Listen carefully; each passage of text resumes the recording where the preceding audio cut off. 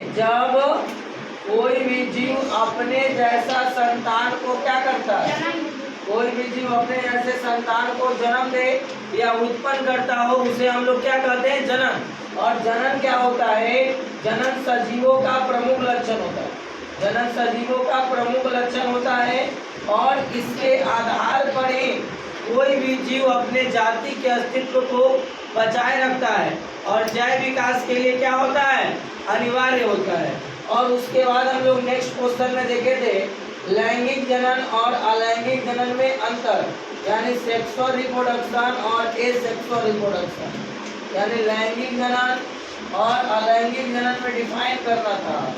इसको हम लोग क्या बोलेंगे, सेक्सुअल रिप्रोडक्शन, और इसको क्या बोलेंगे बताओ भाई, इसको बोलेंगे एसेक्सुअल रिप्रोडक्शन।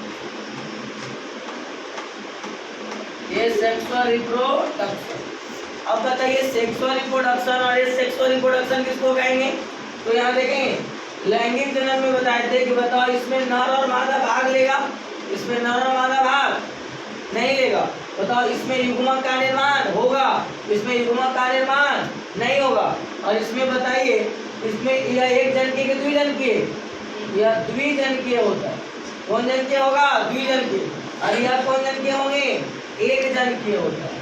बोलो इसमें क्लोन का निर्माण होगा कि नहीं होगा, इसमें क्लोन का निर्माण नहीं होते हैं, लेकिन इसमें क्लोन का निर्माण होता है, ठीक है। और अब देखिए उसके बाद हम लोग बात किए थे पिछले क्लास में युग्मक। युग्मक को इंग्लिश में कहते हैं गैमिट। क्या बोलते हैं सर, गैमिट। और गैमिट में बताएंगे कि जिसमें गुणसूत्रों की संख्या क्या होती है, आधी होगी।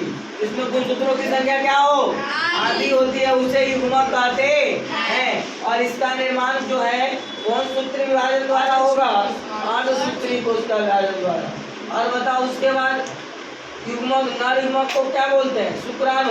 नर युग्मक को शुक्राणु और मादा युग्मक को अंडाणु का।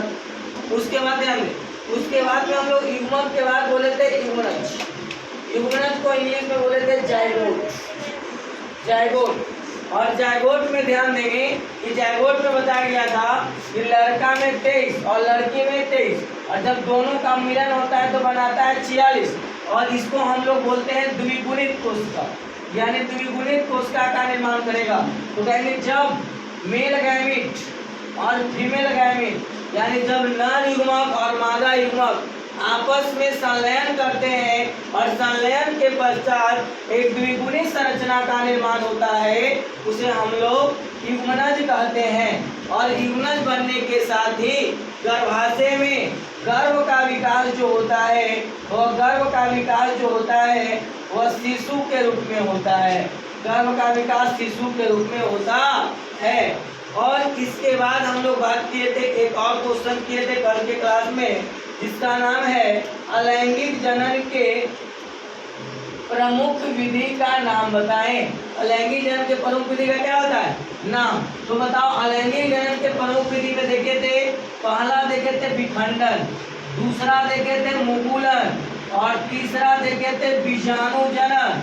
तीसरा क्या था, बीजाणु जनन। और चौथा था आपका कायिक प्रवर्धन, कायिक प्रवर्धन।